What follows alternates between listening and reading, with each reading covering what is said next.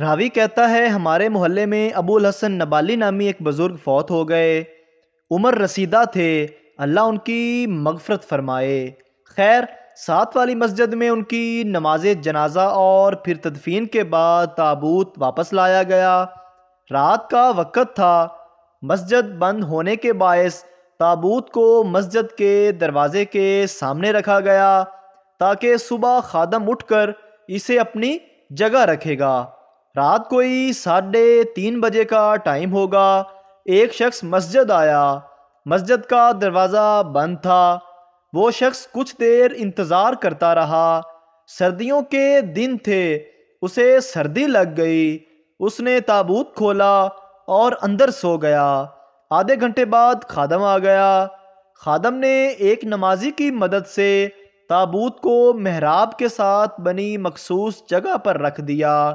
نیند کی غنودگی کی وجہ سے انہیں تابوت کے وزن کا بھی اندازہ نہ ہوا۔ مؤذن نے اذان دی، لوگ نماز کے لیے پہنچے، جماعت کھڑی ہو گئی۔ 50 کے قریب نمازی جماعت میں شامل تھے۔ میں پہلی صف میں کھڑا تھا اور دوسری رکعت تھی کہ سامنے تابوت پہ میری نظر پڑی۔ عجیب خوفناک منظر دیکھا کہ تابوت ہل رہا ہے۔ میرے جسم میں سنسنی خیز ایک لہر دوڑ اٹھی۔ میں نے آنکھیں بند کر لیں۔ تابوت بدستور ہل رہا تھا، شاید میت کا ہیولا کھڑا ہو۔ اتنے میں وہ شخص اٹھا۔ اس نے تابوت سے سر باہر نکال کر پوچھا، تم لوگوں نے نماز پڑھ لی؟ اتنا کہنا تھا کہ لوگوں کی دوڑیں لگ چکی تھی۔ میں تو الٹے پیر 1000 کی سپیڈ سے گھر کی طرف دوڑا۔ گھر پہنچ کر معلوم ہوا کہ میں ننگے پیر ہی گھر پہنچ چکا ہوں۔ امام صاحب تو پہلے ہی بے ہوش ہو کر زمین پر گر پڑے تھے۔ کچھ لوگ دوڑتے دوڑتے ہوئے دیواروں سے ٹکرانے کی وجہ سے گرے ہوئے تھے۔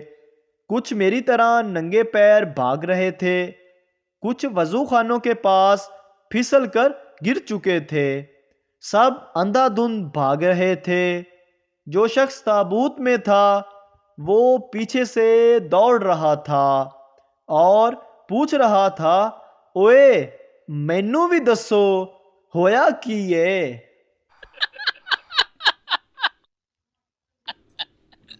شوہر ہاتھ پاؤں چھلوا کر ایک آنکھ سجوا کر گھر آیا۔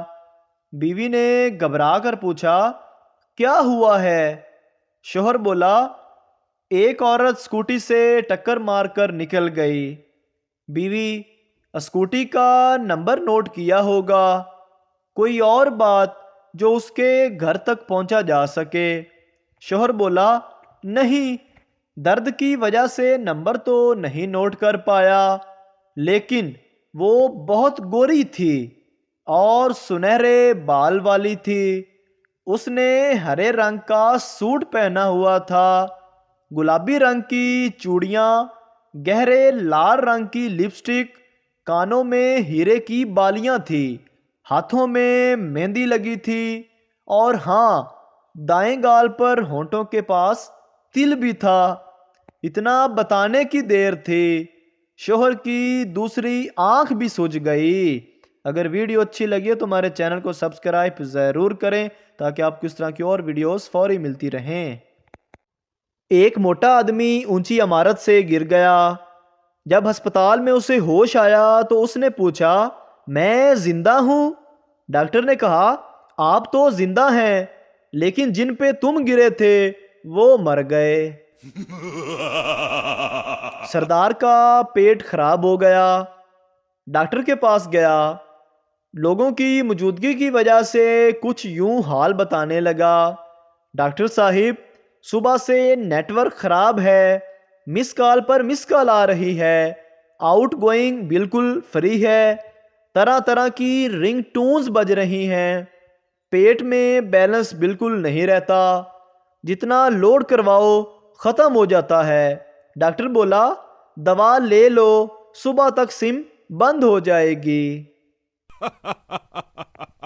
یہ تو اچھا ہوا کہ 1947 میں واٹس ایپ نہیں تھا، ورنہ آزادی کی جدوجہد کے لیے گھر سے کوئی نہ نکلتا۔ گھر بیٹھے لوگ کہتے اس میسج کو اتنا شیئر کرو کہ انگریز ہندوستان چھوڑ کر بھاگ جائیں۔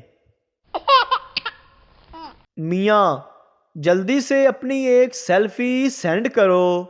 بیوی بولی میں ابھی گھر کے کام کر رہی ہوں، بعد میں کرتی ہوں۔ میاں نہیں جان، ابھی سینڈ کرو جلدی۔ بیوی بولی ابھی نہیں۔ میاں پلیز جلدی کرو۔ بیوی شرماتے ہوئے آج میری اتنی یاد آ رہی ہے؟ میاں ارے نہیں پگلی، باس کا چھوٹا بیٹا آیا ہوا ہے، بہت تنگ کر رہا ہے، اسے ڈرانے کے لیے سیلفی چاہیے۔ ایک شخص شادی کے بعد ہی دوسرے ملک چلا گیا۔ 5 سال بعد واپس آیا تو گھر میں داخل ہوتے ہی 3 بچے پاپا پاپا کہتے آئے۔ آدمی بولا یہ کیا ہے؟ بیوی بولی آپ میرے لیے پردیس گئے تو کیا میں آپ کے لیے اتنا بھی نہیں کر سکتی؟ 3 سردار کہیں جا رہے تھے، انہوں نے راستے میں ایک مرغا دیکھا۔ تینوں میں بحث شروع ہو گئی۔ ایک بولا یہ مرغا ہے، دوسرا بولا یہ مرغی ہے، تیسرا بولا ایسا کرتے ہیں اس کو پتھر مارتے ہیں، اگر بھاگا تو مرغا، اگر بھاگی تو مرغی۔ میں نے چاند سے ایک دن کہا بتا میرا محبوب کیسا ہے؟ چاند نے کہا پہلی گل ہے میں تیرے پیو دا نوکر نہیں، دوجی گل ہے کہ اینی دوروں کچھ نظر بھی نہیں آندا، تے تیجی گل یہ ہے ਇਹੋ ਜਿਹੀਆਂ ਬੇਗੈਰਤੀਆਂ ਜ਼ਮੀਨ ਤੱਕ ਰੱਖਿਆ ਕਰੋ, ਮੈਨੂੰ ਵਿੱਚ ਨਾ ਪਾਇਆ ਕਰੋ۔ اردو خاوند اپنی بیوی سے ارم آج میں ٹرک کے نیچے آنے لگا تھا، بیوی اللہ نہ کرے سلیم آپ کو میری عمر لگ جائے، ایسی باتیں نہیں کرتے۔